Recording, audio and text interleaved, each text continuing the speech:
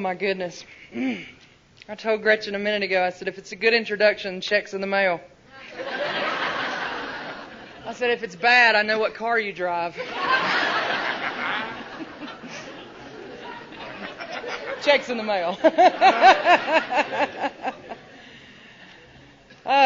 This sounded really good 6 months ago. You know.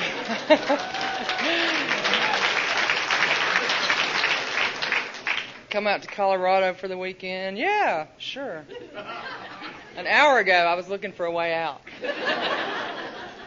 And but I know that's supposed to happen. My name is Cissy Country, and I'm an Al-Anon from Alabama. That's why they give me a badge. Not so much so you know me, but so I don't forget who I am.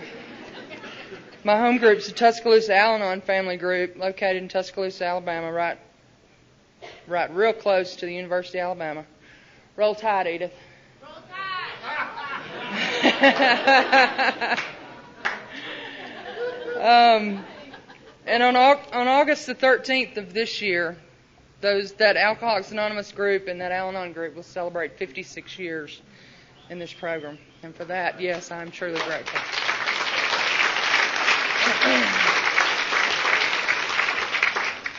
I haven't been around that long, but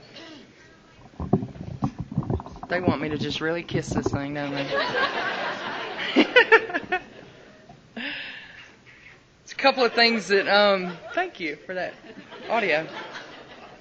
A couple of things I need to cover before I get started into why I'm here. First of all, the invitation to come out here. Thank you so much. A lot of you have come to me and told me that my dad was here 2 years ago. Bo. That rumor's floating around. And he still talks about this convention. He still has just great, wonderful things to say about this place. And so it's a great honor to be out here. But I want to tell you that, I'm from the South, deep South. And we tend to know a thing or two about hospitality and about how to treat people, how to take care of people. But I'm here to tell you that when I get home Sunday, they're going to learn a few things about what Colorado's got going on.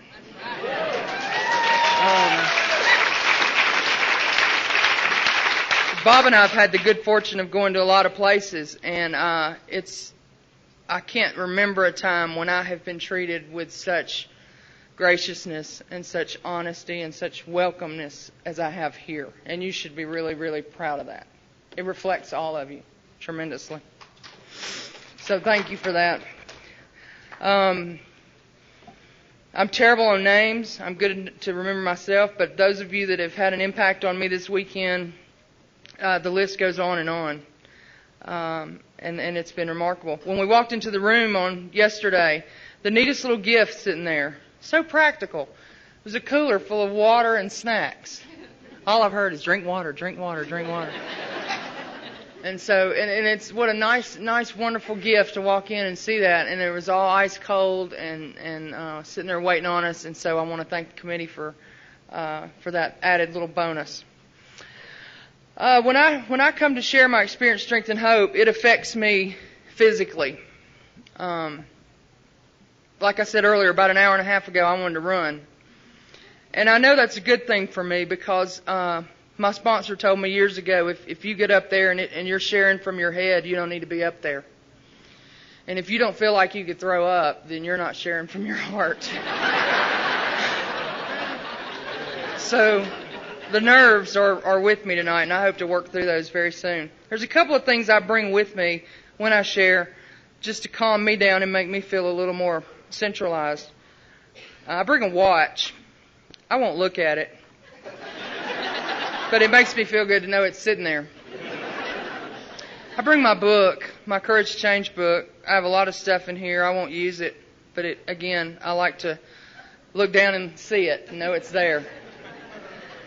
But the thing that I bring that I will use tonight, and I do not have enough to go around, is Kleenex. Sorry I didn't bring enough.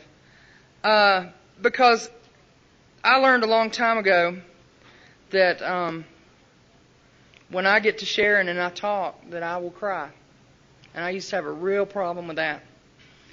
I didn't want anybody to see me cry. I thought that meant I couldn't handle it, that I didn't have it together, and I was weak. And I had been in the program for a little while, and a seasoned veteran member of Alcoholics Anonymous. We don't call them old timers where we come from. We call them seasoned veterans. They like that. That's those folks that have been sober since dirt, you know. Seasoned veterans. He came up to me one time after a meeting and he said, you know, you got to let go of this hang-up you have about crying in front of everybody. He said, don't you know the more you cry, the less you pee?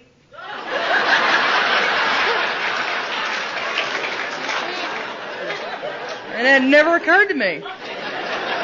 No.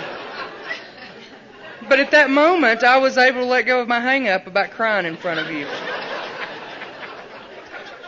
And so I just take Kleenex with me wherever I go.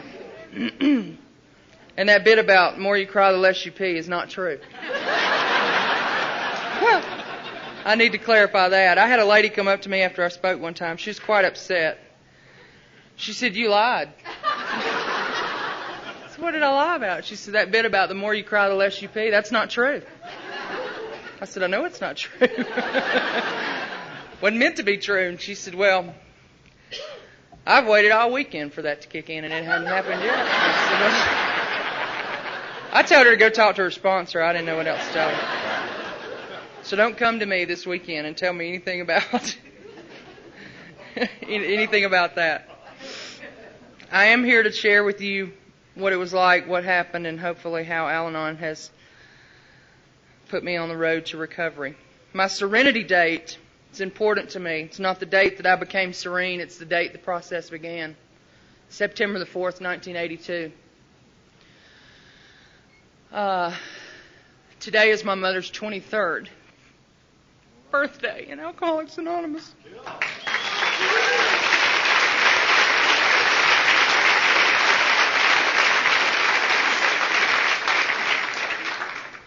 And I've had her on my mind all day today because I never want to forget how grateful I am for her sobriety.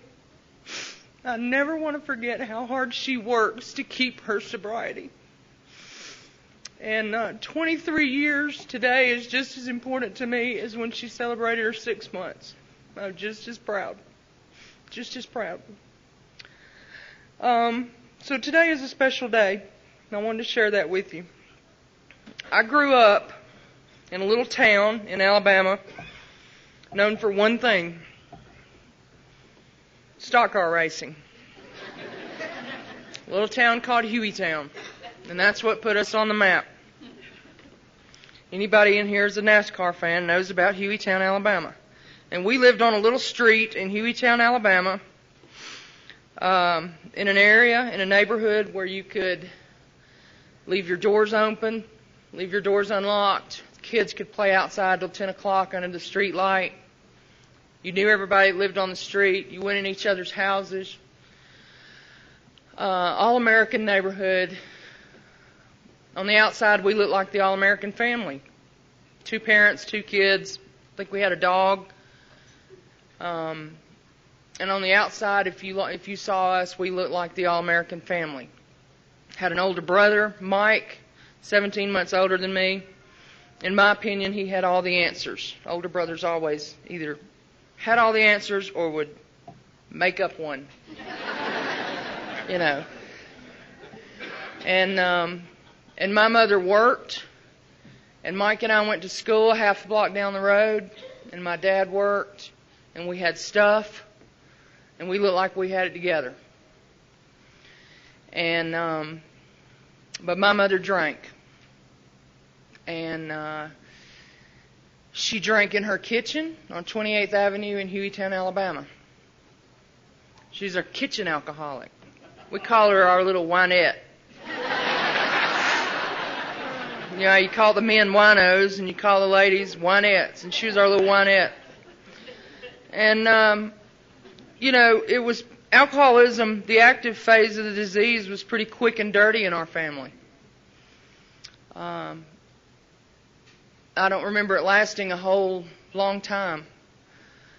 My earliest memories of my mother drinking was probably when I was 8 or 9 years old. And I can tell you that those memories involved her role and my role reversing very quickly. I became the mother and she became the daughter. Because you see, she would stop on the way home from work at the little grocery store, and they sold what she needed, and she could buy a loaf of bread and a half gallon of milk and whatever she needed to get through the night. And she'd come home and she'd start to fix dinner, and halfway through fixing dinner, my mom would just kind of fall out. I didn't know she was passing out. I just knew she fell out. And we didn't talk about it. We just kind of acknowledged that Mom was falling out somewhere, and we might cover her up and go right on with what we were doing. You know, she might make it to the bed. She might make it to the couch. Sometimes she stayed right there on the floor. But this happened pretty routinely. We didn't have any physical violence in our family in the active part of the disease. But we had a lot of silence. I grew up in a lot of silence. I grew up in a family that had an unwritten rule, and that was if you couldn't say anything nice about somebody, don't say anything at all. So we just didn't talk.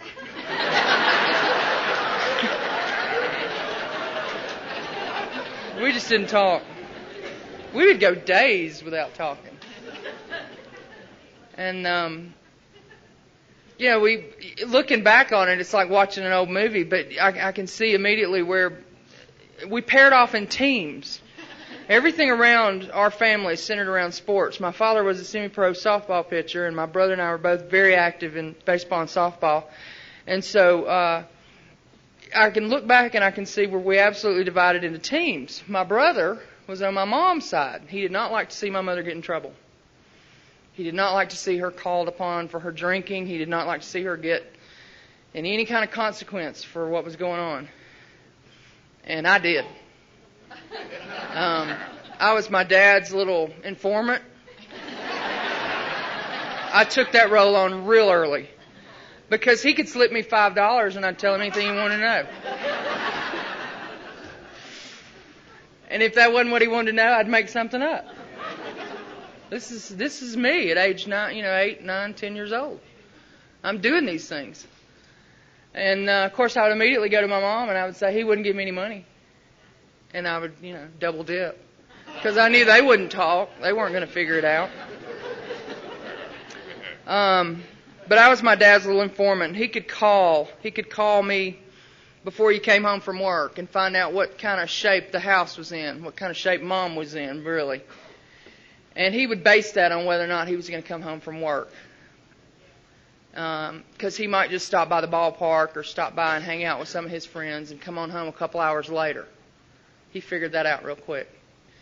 My brother had a motorcycle, a little dirt bike, and he could get on his dirt bike and he could be gone. And I just somehow felt the need to be there. And so I stayed. I was there with her through a lot of her drinking. And like I told you earlier, the roles between my mother and I reversed. She became the daughter and I became the mother. My mother tried every way possible to teach her young daughter things that young daughters need to learn from their mother. Simple things. And I was real resistant to learning those things. If she told me to clean my room, I would threaten to tell Dad how much she'd been drinking. So I didn't have to clean my room. If she wanted me to do something around the house, I would just threaten her to tell Dad how much she'd been drinking, what she'd been doing, about the phone calls that had come to the house, and she backed off real quick. So I learned to manipulate my mom pretty quick through the disease of alcoholism. And I still hear people today say that their drinking only affected them. I'm going to share with you a few things of how my mom's drinking affected me. My brother and I eventually got to the point where we couldn't be in the same room with each other without physically fighting. We went to the same school, had the same last name, was one grade apart, and we would swear to you that we were not related because we didn't want to know one another. We couldn't be in the same room without just physically hitting each other. The only relationship I had with my father was to be his informant and make a few dollars off of him. Other than that, we had no relationship. And the relationship between my mother and I was deteriorating every day. I would lay awake at night and I would pray that they would divorce. And I would lay there and try to figure out, who do I want to live with? And because the question I was trying to answer was, who could I get the most from? You know, if I lived with her, kind of life would that be? I'd have a lot of freedom.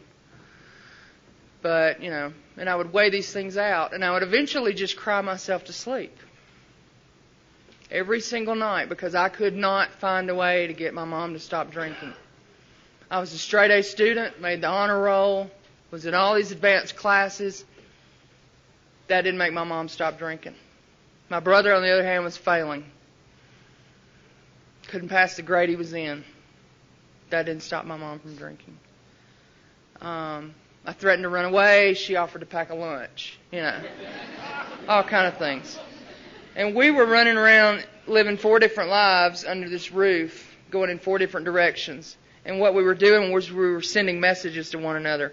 We used to have a witch hunt that I thoroughly enjoyed, looked forward to on a nightly basis. When my dad would finally come home, my mom would be passed out. And this is what we would do. How insane is this? My dad would gather the 2 kids. We'd go into the kitchen, and he would stand at the door and say, "Go."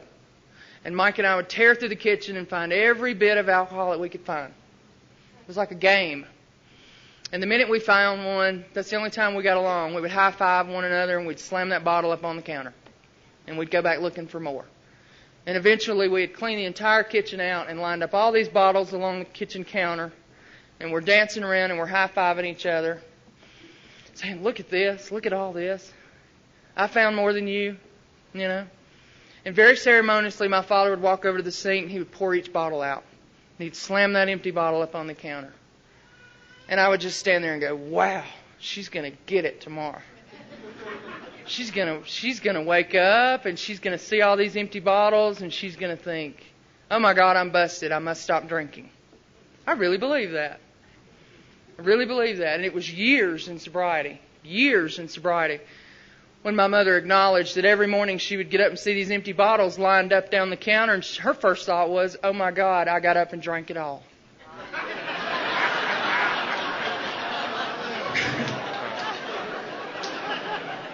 We are so sick, we can't even get a message. You know, we're sending messages and we can't even get that right. Can't even get that right.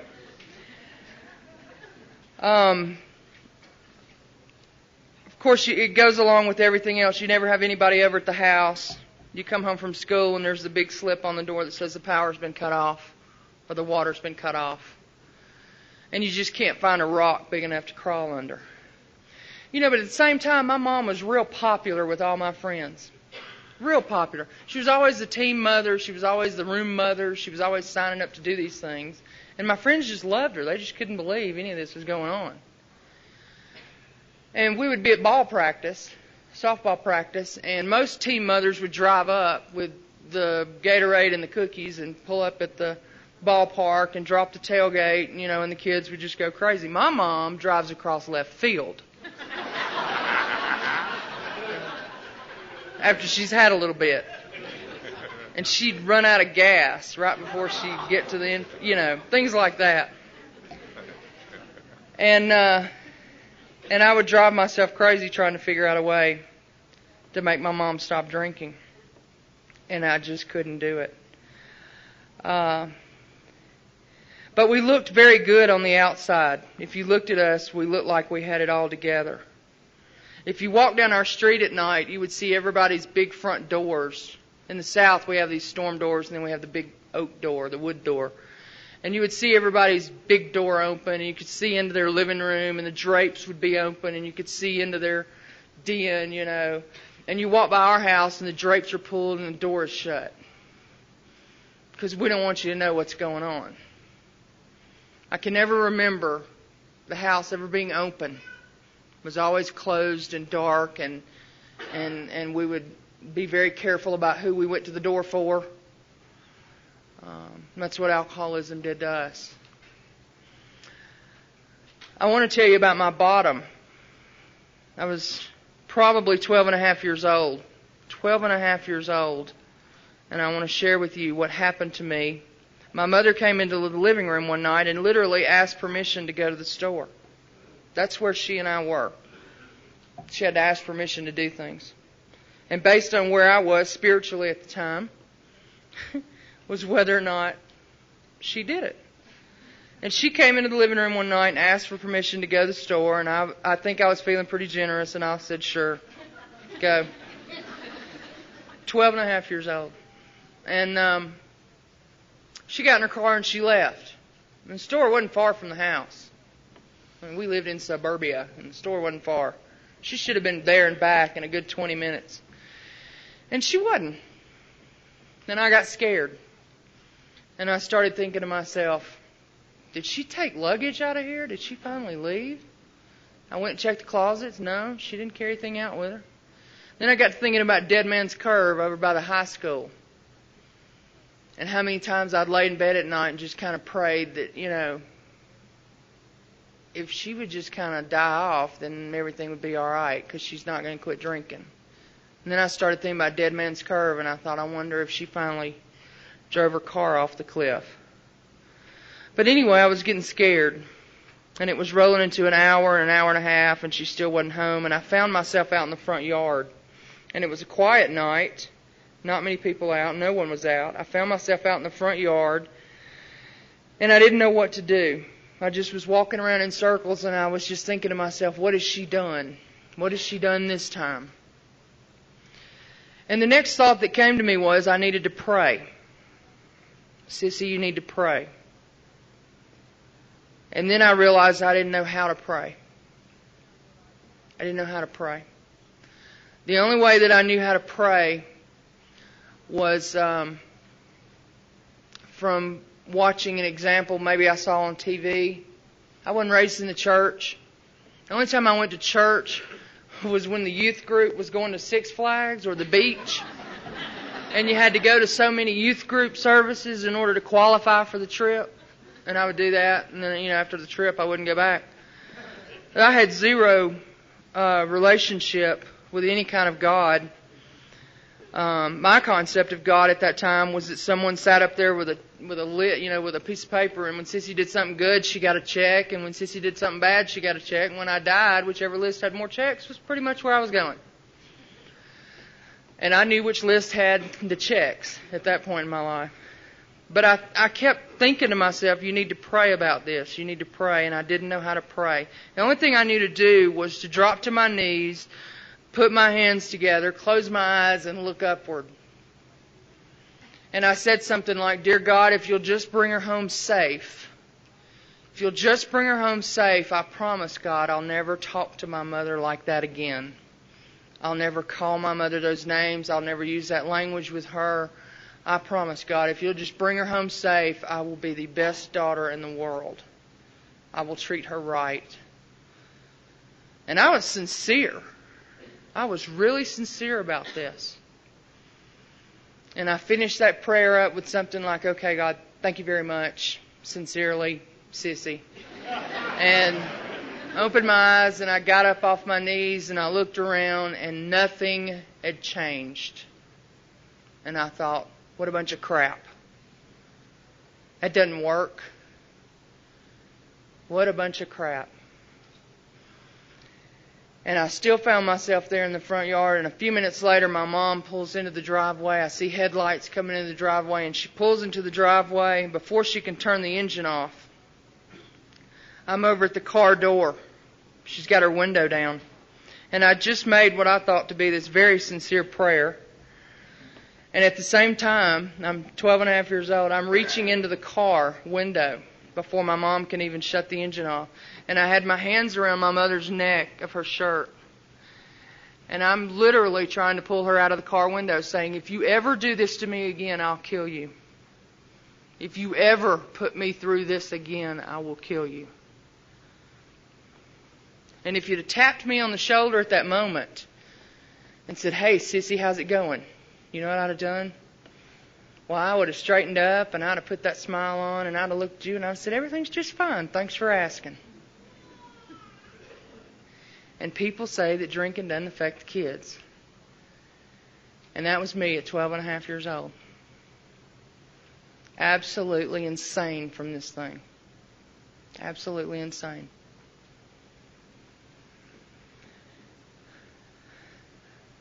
I don't remember much of what happened after that. I remember going back into the house. It seems like a few days later, it could have been months later, that my mother met me at the front door when I came in from a ball game, and she said, I've decided to call a treatment center and do something about my drinking. Well, how many times have I heard that? You know, it just was words falling on deaf ears. But I knew something was up the next day, because this treatment center called back and they said, Shirley, we'd really like to help you, but we need more than your Sears credit card number. Yeah. I knew she'd talked to somebody. And I knew they didn't take Sears credit card number. So next thing I know is we find out, we get this formal announcement from my mom and dad that my mother's going to treatment. Okay. I didn't know what treatment was. So I went to the only person in my life at that time that had the answers. And that was my older brother, Mike. Because like I said, if he didn't know, he'd make it up.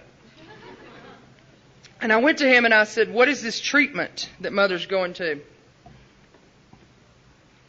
And he said, well, it's real simple. He said, it's like taking your car in for an oil change. That's what he said. He said, you know, they'll give her a shot, a pill, something. She'll be fine. She won't drink. Everything will be all right. And I'm thinking, why didn't she do this years ago? You know, what took her so long? I was all for the pill, the shot, the oil change. Let's get her in there and get her whole transmission fixed, you know? So, we leave I think on a Thursday morning in the summer. This is in the summertime. I'm 13, my brother's 15. And you got to picture this for a minute. We have a Chevy pickup truck. And in the back of this truck, there's 2 lounge chairs. Lounge chairs, the kind that your feet lay out on. And in the middle of these 2 lounge chairs is a cooler of Pepsi and the biggest, baddest radio system that you can find. Big old box, boom box, sitting right on top of this cooler.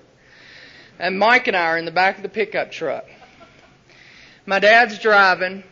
My mom's got her little suitcase and a curling iron. A curling iron. She gets in the front of the pickup truck and off we go to treatment. We look like we're going to the beach. Yeah? Absolutely insane. We look like we're going to the beach. My brother even got up early that morning and went to Hardee's and got everybody a biscuit.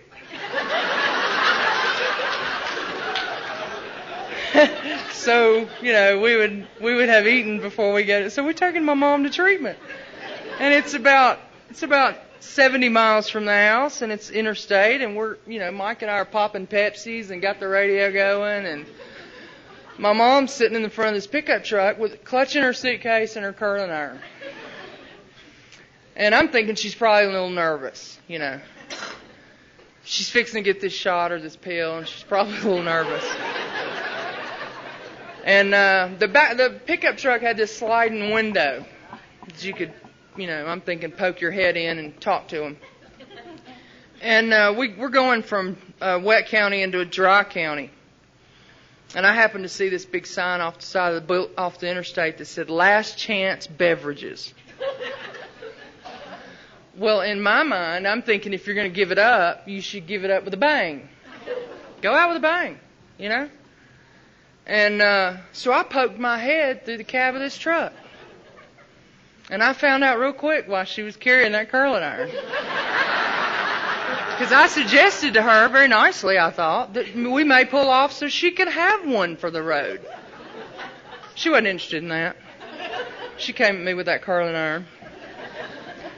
And needless to say, we didn't stop so she could have one more for the road. We get her up to this treatment center and we drop her off. Yeah, drop her off. I don't think Mike and I got out of the truck. We just kind of waved. We'll see you later. And this was cutting into our summertime, you know.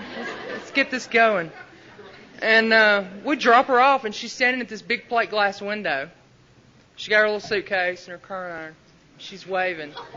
And Mike and I are in the back of this truck. We're driving away, and it's like a sad movie.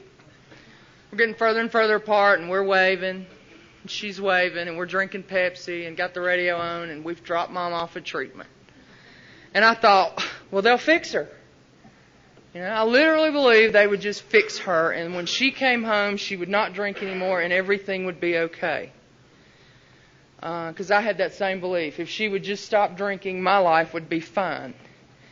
And we ended up back home on that day, and my father looked at me.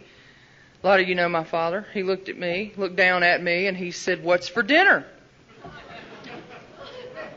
Well, you kind of have an idea of what I was like at that age, but I kind of said something like, you know, I don't cook. I don't know.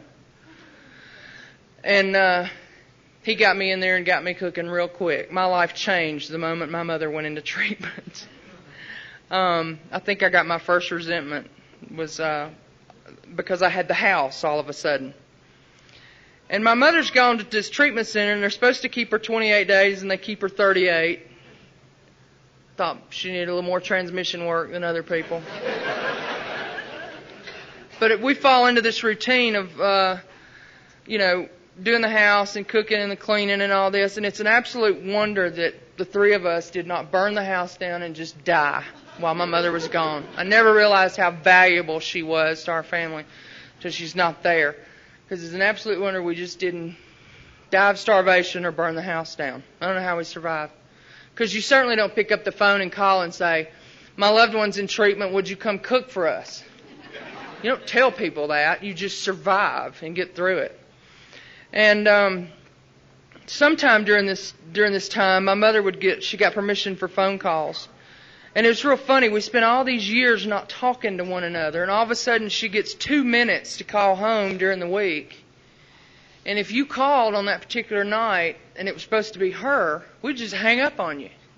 There's 3 of us in the house. There's 5 phones. That phone would ring. And if it wasn't her, we'd just hang up on you because we're waiting to hear from Mom, find out what they're doing to her in treatment. You know, we wanted to know. All of a sudden, we all had something to say to one another. And somewhere in the middle of her treatment, my dad sat my brother and I down and said, "We're going to spend some time at the treatment center with your mom. It's called Family Week." And my first thought was I needed a break from this house. So Mike and I, we packed our swimsuits and our shorts, collected all the quarters we could find for the video, you know, for the arcade, got all of our toys together so we could go up there and have a vacation. And the very first thing they did was they put me in a room. I used to say with a strange lady. She may not have been strange. I didn't know her. She was strange to me. And they had no TVs. They had fruit and water. No soda machines, no vending machines.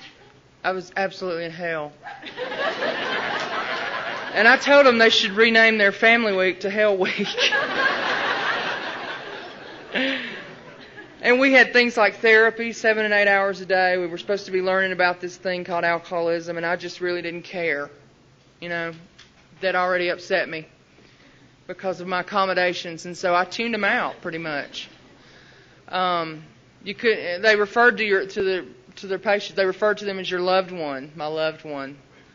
And we would sit in these groups for hours on end, and I couldn't wait to escape.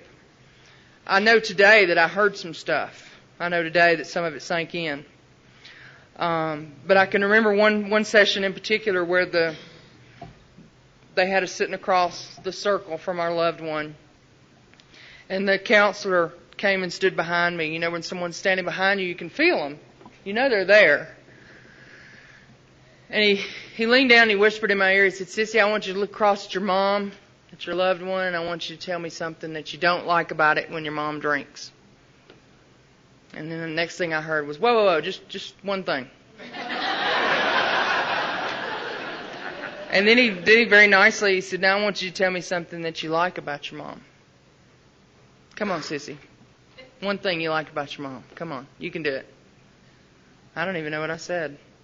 But he walked away, and I thought I passed the test. And he walked away from me, and he walked right around the room to my mother, and he stood behind my mother, and he leaned down, and he said, "Shirley, I want you to look across the room at your daughter." He said, "Tell me something you don't like about your daughter." Next thing I heard was, "Whoa, whoa, whoa, Shirley, just one thing." And that got my attention. And then he said, "I want you to tell me something you like about your daughter." And I don't remember what she said, but she said something, and he walked away, and I thought she passed. And it doesn't seem like too long after that, family week ended. We must have graduated because they let us go home. And a few weeks later, they called and said, she's ready to come home, come get her. And we went up there in the same manner that we picked my mom up in the pickup truck to get her from treatment. But something was different this time. Before we left that treatment center, the counselor pulled us in the office, sat us down, and said this. That Shirley, if you have any chance of staying sober, you will go to Alcoholics Anonymous. Bo, if you're going to have any sanity in your life, you will go to Al-Anon. And if the two of you are going to be any parents to these two teenagers, you will get them involved in Alateen. She didn't say, "We strongly suggest," or "We'd really like for you to try it." She said, "Shirley, if you're going to stay sober, you will go to Alcoholics Anonymous, period." And so we put my mom in that pickup truck and we drove back down the interstate. We didn't even stop at our house. This was a Saturday in September. And we didn't even stop at our house. We went straight through Hueytown and ended up on the other side of Hueytown in the city of Bessmer. We pulled up in the parking lot of this building. Been by this building 1,000,000 times in my life. It's a brick building. It sits a little off the road. It's got 2 letters on the front of it, AA. And I always thought it stood for American Airlines. And that they only worked at night. That's the only time you ever saw anybody there. And we pulled up into this parking lot, and somebody said something that has stayed with me for almost 23 years now. And that's get in the car. Get in the car. Get out of your car and get into our car. And that's what we did. We got out of our car, we got into their car, and we drove 30 miles or so down the road to a town called Tuscaloosa, who was celebrating an anniversary that weekend. Happens to be our home group now. And on the University of Alabama campus, they had rented out this huge building. And there were about 600 of y'all there. And we walked into this room, and there were tables, and there was food, and there was all these people. There were so many of y'all there. And I never felt more genuinely welcomed than I had at any time in my life. I knew it instantly. I thought to myself, what do these people have?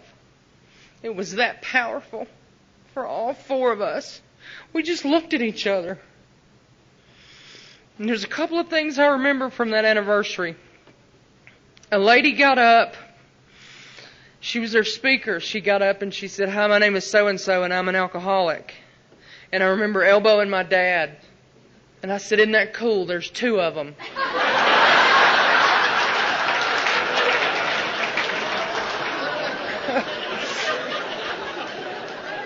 I really and truly believed that there were 2 of them, and my mom was one of them, and this lady was the other one. You talk about green coming to this program. I knew nothing. And I thought, wow, of all places, we're going to hear somebody just like my mom.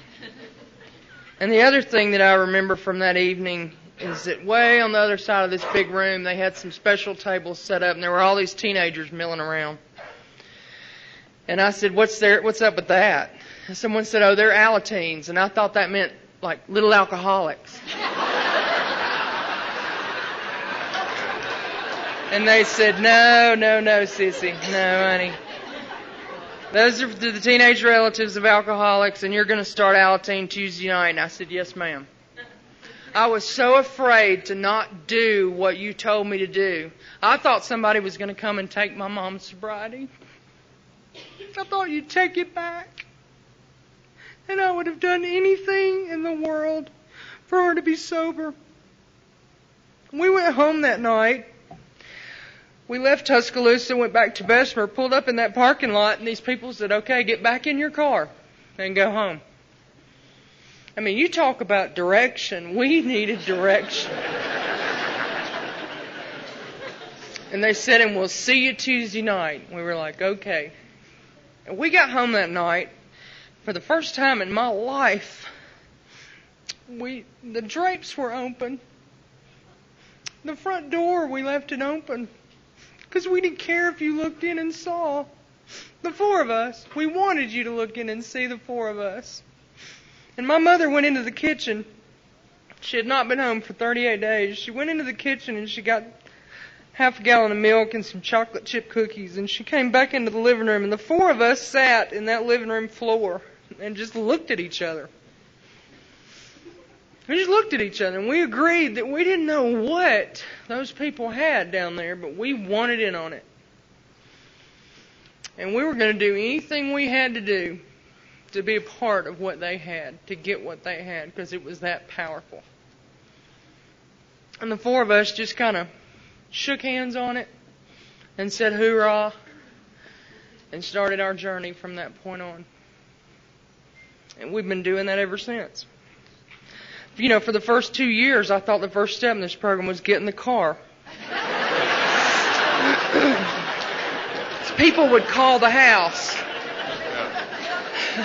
The phone would ring, and it would be somebody on the other phone, and they would say, when we pull up at such and such time and honk, get in the car. And out we'd go. We'd file out, and we'd get in the car, and we'd go somewhere. And we might go 30 miles here one night, we might go another direction here, and Saturday night we may go down to Montgomery for a potluck or something, but we were always going somewhere, and we were always being told, get in the car, get in the car.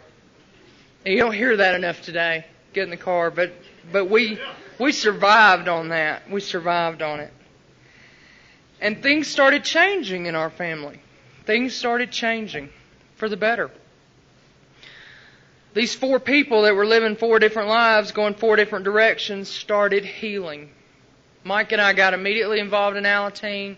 My father got involved in Al-Anon, and of course my mother in Alcoholics Anonymous.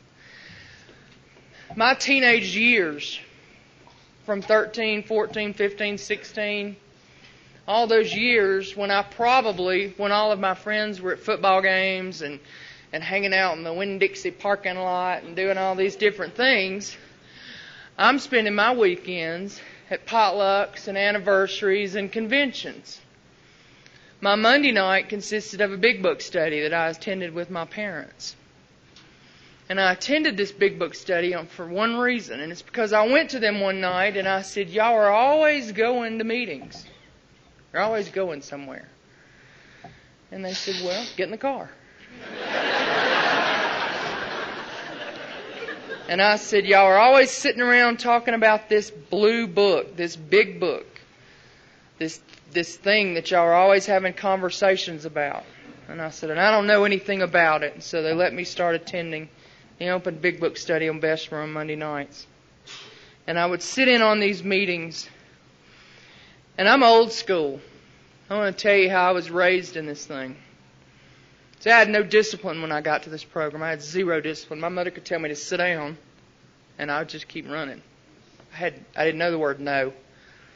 But a seasoned veteran could come up to me, and by 7:45 before the meeting started, and would hand me 50 cents and say, all right, young'un, go get you something to drink, go to the little girl's room, and find somewhere to sit down. Yes, sir. And I would. And they'd say things like, Cissy, you can sit still for an hour. You ain't got to be up running. Yes, sir. Yes, ma'am. I learned things like yes, sir, and yes, ma'am in this program. Please and thank you. Not that my parents didn't try to teach me these things. I was just real resistant to learning them. I learned things like you get there early and you stay late. You know? I could empty ashtrays with the best of you long before I smoked. I could make a heck of a pot of coffee long before I drank coffee. Because the thing was, you get there and you get busy and you get involved. And it still works for me today. It still works for me today. And I learned things like when that meeting starts, you stay right where you are. Unless you're physically sick, Cissy, you don't need to be up moving. And I've sat through a lot of long meetings. But I don't get up and move around. Because I was taught early on that there are certain things you do out of the respect of this program you may not like, but you just do them. I learned that when the program calls, you jump in and say yes.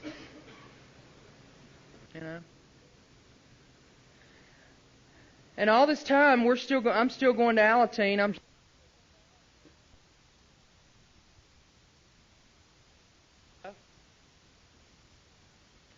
And the time comes that it's time for me to make the transition from Alateen into Al-Anon, and it's the most natural thing in the world for me.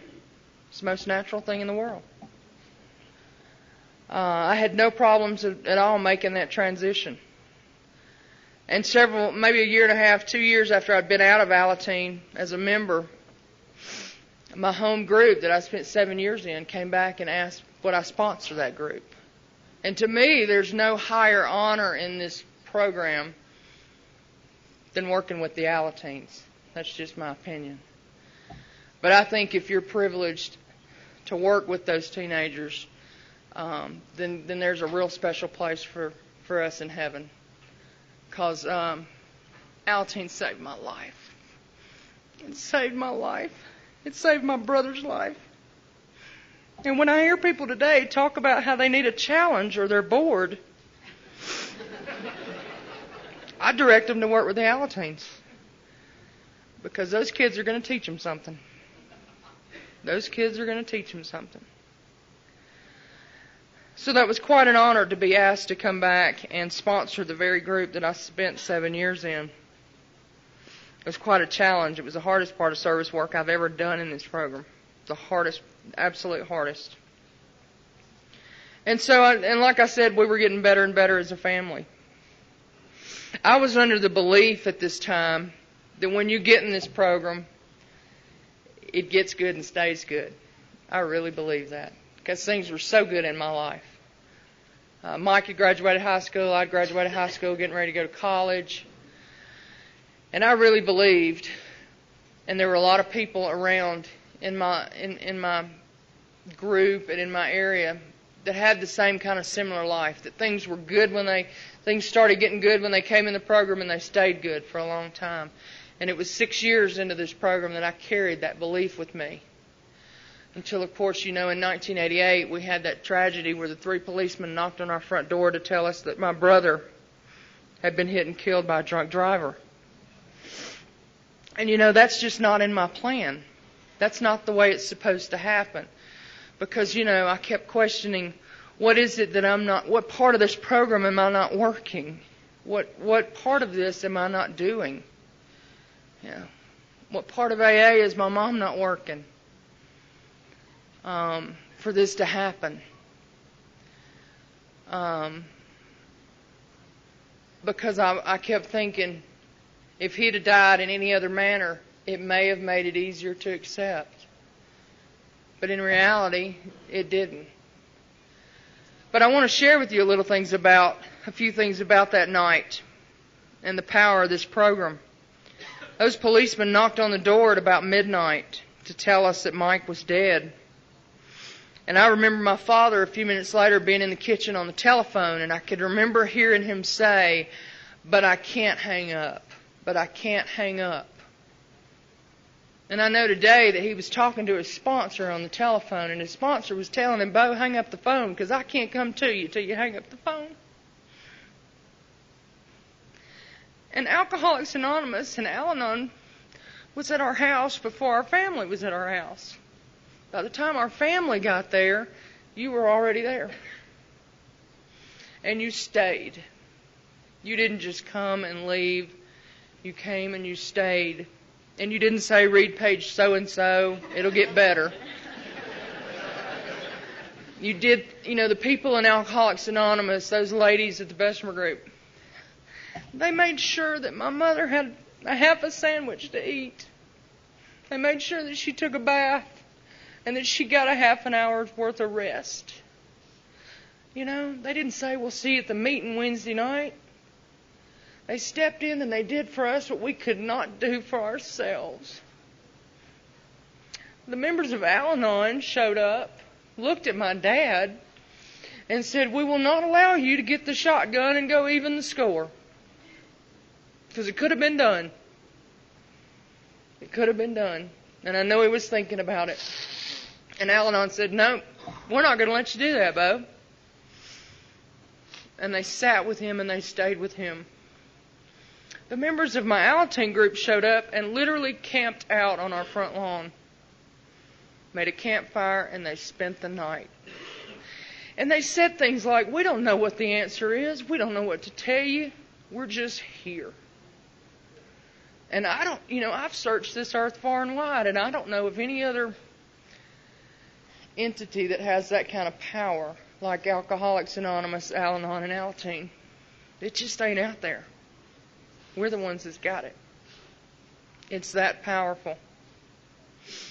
All three programs stood before me a month later when I had made the decision to quit college and stay at home and take care of Mom and Dad because I thought they needed me. They looked at me and said, "No, that's our job. You're going back to school." And gave me the freedom to do that. And I was able to go and finish up my college education and know that Mom and Dad were going to be okay. And I finished up that college education, and I did something that I will always remember doing. I hope that I'll always remember doing it. I told you earlier that I used to lie in bed and cry myself to sleep at night, pray that they'd get divorced, who would I live with. And I also said something pretty much on a routine basis, like, when I'm 18, I'm out of here. I'll never come back around these nuts again. And when I finished up college and was getting ready to graduate, I called the house and I said, I sure do enjoy living with y'all. Can I move back home? And they said, "Come on." Yeah. And I moved back home, and I moved in with Mom and Dad, and we started back into our routine of going to meetings together and doing the things that we had a lot of fun doing before I went away. While I was at college, I found a little Al-Anon group right off campus called the Shelby County Group that literally adopted me, and they became my home group for the next few years that I was down there. But I moved back home, moved in with Mom and Dad, and like my dad says, I became self-supporting through my own contributions. I got that job, took them out to eat, celebrate, where they didn't have a drive-through. He was real proud of that. And we started having a lot of fun. We started making memories and having a lot of fun together, hanging out. And I went to my mother one day and I said, "Mom," I said, "Mike's not here for me to ask all these questions that I don't know the answer to anymore, so I'm coming to you." And I said, "But there's got to be somebody out there for me."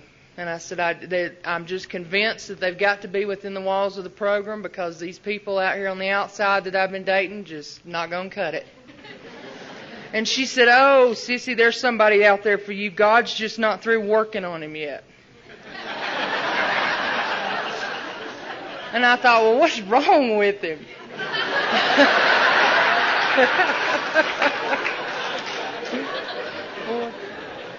Because God's taking a whole lot of time working with whoever, and He's to let go of some of this. And so I started on my own little nightly. I would add an addendum to my prayers at night, and it went something like this.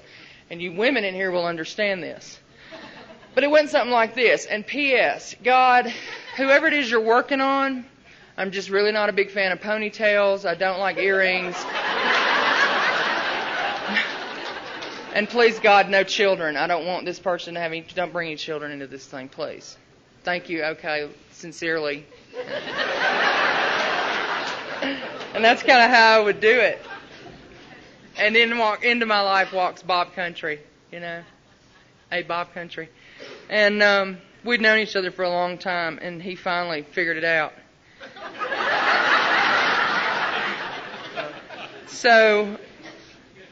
But I got to tell you that the Bob that's sitting here in front of you is not the Bob that I married 9.5 years ago. He had a beautiful long hair and a ponytail. Beautiful. He had a real pretty earring. And 2 kids.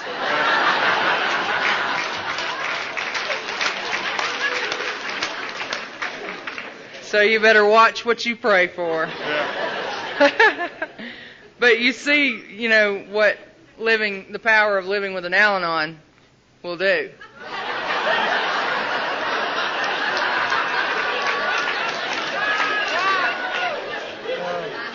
Ponytail and earring are gone. Still got the kids, but I couldn't do anything about that. Those kids, I got to tell you about those kids. We've got one that's fixing to turn 18 years old and start her freshman year of college on a full scholarship after living. We had them every other weekend for the last 100 years. And we were never able to get custody of them, but we've had them every other weekend and every summer. And so those kids know this program. They've been involved in this program. And despite the fact that she lives in what I believe is active behavior, she got a full scholarship to college. This kid's got a head on her. She's going to be okay. We keep kidding her and telling her we're saving her a room in AA. Because she's just got those qualities. And she knows we tell her, Kale, we're saving you a room in AA. She's like, I know. Will is fixing to be 15. And we're saving a chair in the room in Al-Anon for him. Because Will never likes to see you down. He's a caretaker. He's 15 years old, going into the 9th grade. And for the past 2 years has been, of course, in middle school, but has been marching in the high school band. Heck of a little band player. Heck of a little clarinet player, and can march like a fool. And makes good grades and just wants everybody to be happy, joyous, and free. And he grew up going to a lot of AA meetings with his dad. And his favorite part of the meeting would be somebody, when they would say, hi, my name's so-and-so, and I'm an alcoholic. He would come home and he would just say that all day long. Hi, my name's so-and-so, and I'm an alcoholic. Fascinated with people that got chips, to the point that we had to get him a few chips. So that he had his chips, And, but those kids have been absolute blessings. Absolute blessings. I want to take just a minute and tell you, because I know you'll get a kick out of it, about the actual wedding. That family counselor that we had back in Hell Week. I stayed in touch with Howard over those years, even after we graduated. I stayed in touch with Howard. Howard's a member of this fellowship, and when Bob and I decided to get married, we could only think of one person that we would want to perform that ceremony, because he's a minister. And so we went to him and asked him to perform the ceremony. So we had Howard at the wedding. We decided to get married in the same church that my mom and dad got married at 30-something years ago, 40 years ago, I don't know. Because we figured if it took for them, it'd take for us. Some good luck there. So we get married in a Baptist church with a preacher wearing a Catholic robe performing a Methodist ceremony. And there's more of you guys there than there are family. And our families are just, they don't understand. They just don't get it.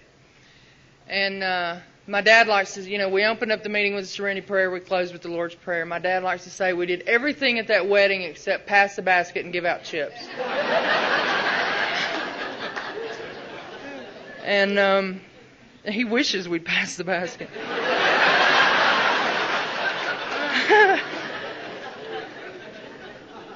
So there's a lot of fun to be in this program. It's not all hard work, nose to the grindstone. There's a lot of fun, and we do have fun in this thing. But moving right along, back in 1999, all my life I've had headaches. I always thought I gave headaches, but I've actually had them as long as I can remember.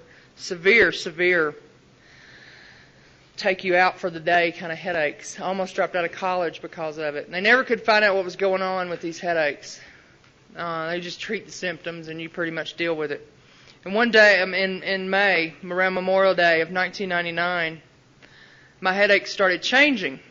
And I called my doctor and I told him about that. He said, well, we need to get a picture, what's going on up there. So they sent me for some tests. One thing leads to another, and they found this huge aneurysm on the base of my brain. And it's pressing on my optical nerve, and it's causing me to lose sight in my left eye. And I found this out in one day, and the way I found this out was the hospital that did the tests. It was the hospital at the time that I was working at. And they sent the results to the wrong doctor. They didn't send the results to my doctor. They sent the results to a doctor there at the hospital that is a member of Alcoholics Anonymous. He's not my doctor. He's a good friend. He's a member of Alcoholics Anonymous. And I get on the elevator on this Friday in this hospital, and I happen to get on the same elevator with Bill. And he looks at me and he says, what are you doing here? And I said something like, chasing that almighty dollar. Of course, you got to be here to work. And he said, honey, I just got some pictures across my desk, and with what's inside your head, you don't need to be here. And he realized at that moment that he was telling me something I didn't know. Because I had never heard anything from my doctor. I know now because he never got the report. And when he said that, we just kind of looked at each other and collapsed. And I got to thinking about it later. I thought, who better to hear information like that from than somebody close to you in this program? Because we knew exactly what to do. We walked back up to my office. We cried. We freaked out. We shed some tears, and we got on the phone, and started finding out what was going on. A week later, for the first time in my life, I'm a patient in the hospital facing brain surgery. Now, I'd broken bones in my life. I'd had some injuries, but I'd never been put to sleep. I'd never been a patient in the hospital, and certainly never had surgery. And I'm facing the big one. But I didn't have one bit of fear. I had zero fear. They didn't even have to give me anything the night before surgery to calm me down or help me sleep. I slept like a baby. I was real confident that they were going to take care of the problem. And the reason I know this is when I don't know how you go about doing it, but there's a certain way you have to find a brain surgeon when you're facing something like that. And somehow we got into that process real quick. And we spent 2 days interviewing and going to different brain surgeons. It was me and Bob and my mom. And we get to this one up in Birmingham, and he's real technical, real by the book, a lot of big words, a lot of things I didn't understand, totally unemotional. And I thought, I can't let this man do this to me. He has no feelings. He has no emotion. I left there and said, he won't work on me. We went to the next doctor's office. We walked in his office, and the very first sign you see hanging on the wall is something like, we believe the power of prayer and meditation is as important in healing as anything else involved. And I thought, wow, I got to see what this guy's about. But I had a preconceived notion in my head that all brain surgeons were kind of like this first guy. And so we met with the founder of the practice or whatever, an elderly gentleman that day, and he basically looked at my tests and he said, yeah, we can fix the problem. We can do this. You're a perfect candidate. I want you to come back tomorrow and meet the actual surgeon. I said, okay. Left there, and Bob looked at me and he said, honey, I just started this new job. He said, I'm fixing to have to take some time off to take care of you. He said, I can't go with you tomorrow. My mom looked at me and she said, Cissy, I just started this new job. And she said, I'm fixing to take some time off to help y'all. And she said, I can't go with you tomorrow. So I went home and I looked at my dad and I said, you're it. You got to go with me. So they wouldn't let me drive or do anything. Spend 5 minutes by myself. Afraid this thing might explode. And he said, no, I can't do it. I can't do it. And I realized what my dad was experiencing was, he done lost one kid. He wasn't about to lose another. And the further he could stay away from it, I think the less he thought he'd be hurt. But I told him, I said, you're going to have to go. Just drive me to the parking lot and I'll go in and take care of everything. And he said, I can do that. And as we got up to the hospital and went into the office, he said, I think I'll just go in with you and sit in the waiting room. I said, okay. And so we made it to the waiting room, and when they called my name, he said, well, I'll go back there with you. Let me check this guy out too. I said, okay. So me and my dad go back. And in walks this surgeon, dressed in scrubs. To me, he looked just like the guy that used to pitch for the Atlanta Braves, Greg Maddox. Looked just like him. Good-looking little thing. I thought that's not what brain surgeons are supposed to look like. But anyway, we're sitting there, and we got through all the technical stuff and agreed that he was going to do the surgery. And he said, but I want to cover one thing before we finish up. And he looked at me and he said, Cissy, what's your understanding of God?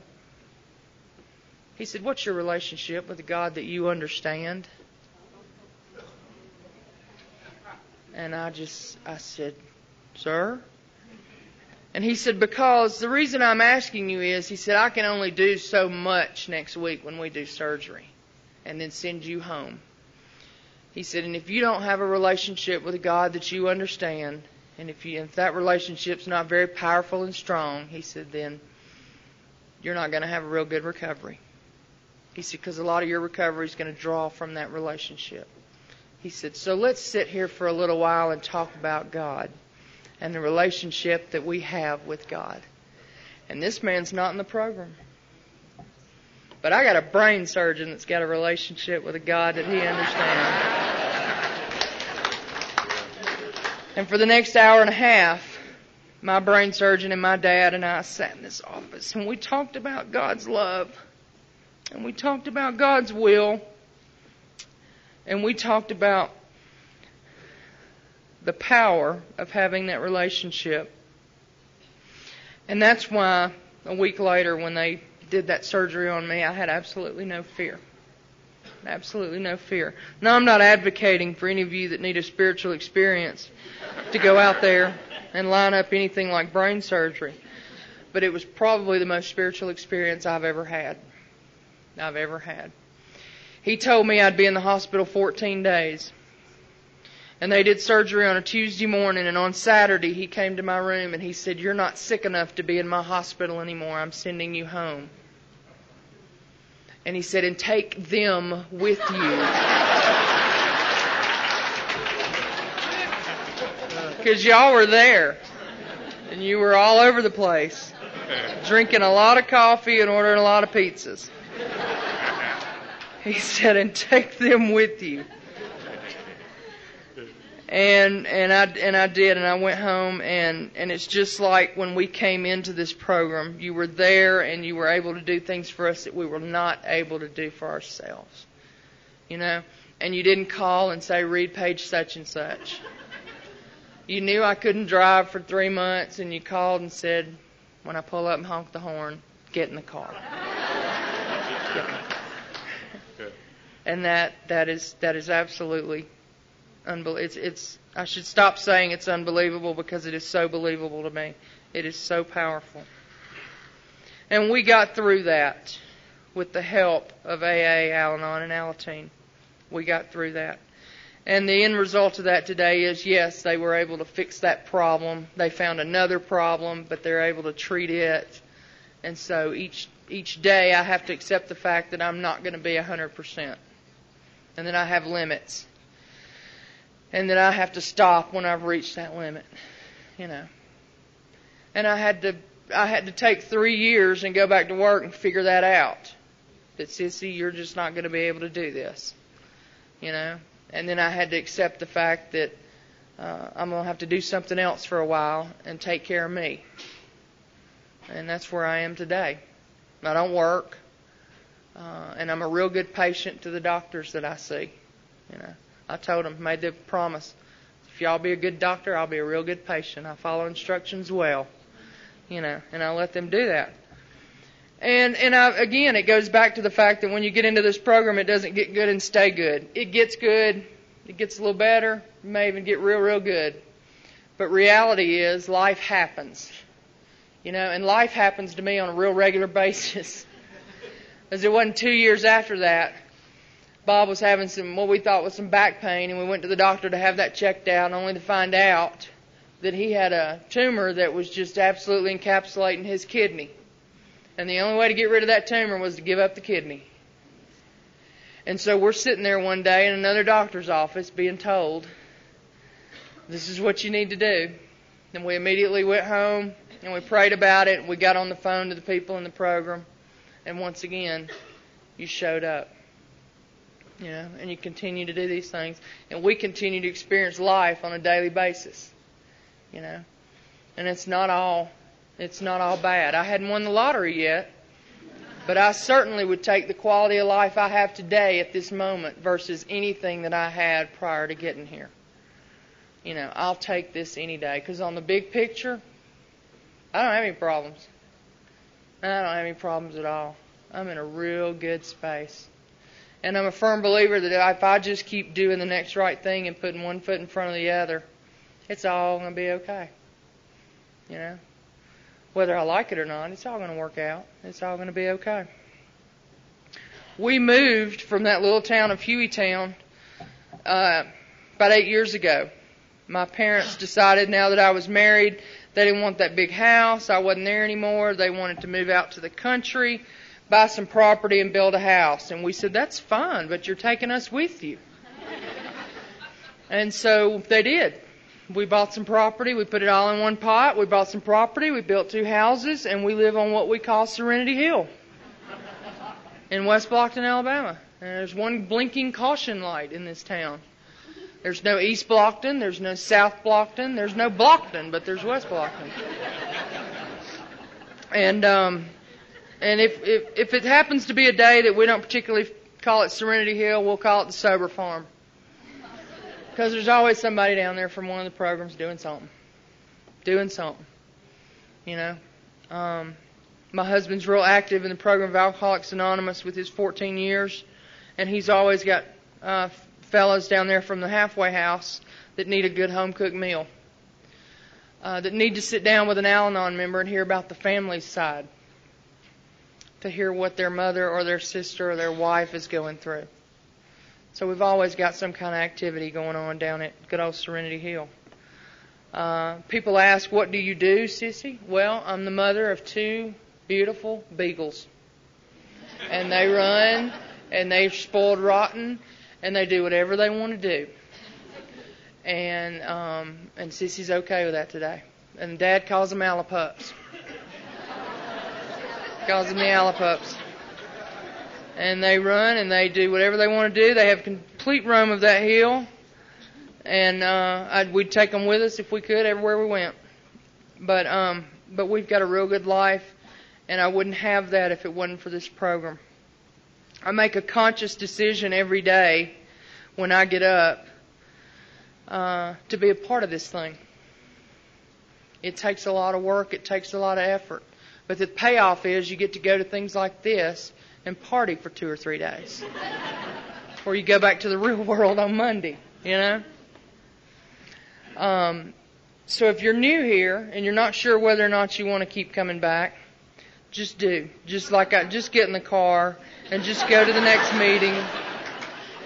Just go to the next meeting because it's going to get better. And like those seasoned veterans used to tell me down in Bessmer all the time, they'd say, has anybody told you today they love you? And before I could answer, they'd say, well, keep coming back. Maybe they will tomorrow. And I'd think, one of these days I'm gonna be that quick. I'm gonna be just like y'all. I want to close by reading one paragraph out of my favorite reading, Al-Anon daily reading. It's from Courage to Change, but it pretty much sums up where Cissy is.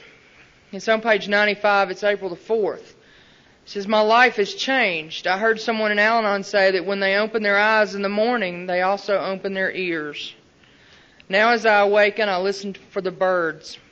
I choose not to review my plans for the day until I've had breakfast. I prefer to take my time to appreciate my favorite part of the day. Al-Anon is helping me to clear my mind of my burdens so that I'm able to enjoy the wonder of the moment. I'm beginning to enjoy a childlike awe about the splendor of nature, to see the beauty all around me and to let my face break into a smile spontaneously, to laugh, to love, and to live again. Today I can say, good morning, God, instead of good God, it's morning. Thank you, and God bless you.